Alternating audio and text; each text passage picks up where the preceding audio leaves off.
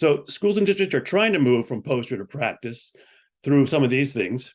They might provide professional development on including portrait of a graduate goals in instruction, how to include more critical thinking in your lessons or problem solving or creativity and so forth, which is fine as far as it goes. They might write rubrics for each competency. So there's a district or a school rubric for critical thinking, problem solving, et cetera. They might provide maker spaces or genius hours, special programs like that, or citizenship programs where students have, do things in the real world that demonstrate citizenship. There might be community internships and mentorships that some schools provide students. And in some cases, this is more rare, new assessment systems with portfolios and performance tasks that are designed to teach and assess the portrait for graduate competencies.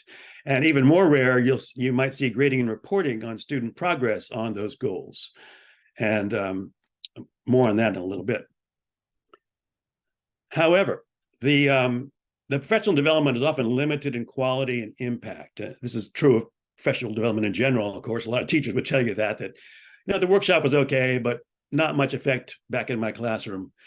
And the quality of, if teachers get some worksheets or whatever to help improve critical thinking as a little side lesson, it's not very much impact, not very high quality professional development.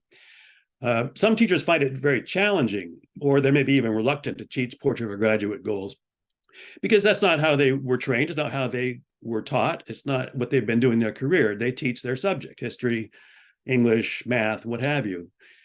And to teach portrait for graduate goals on top of that, it's an already crowded plate. So it's hard to fit those in.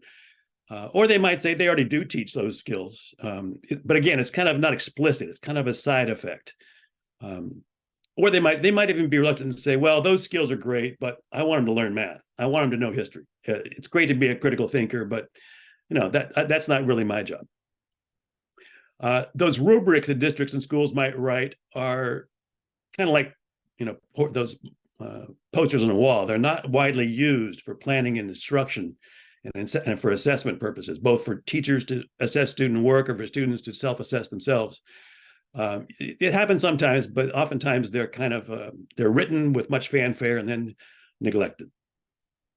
Those special programs, those maker spaces, genius hours, those community connections and mentorships, they may not reach all students.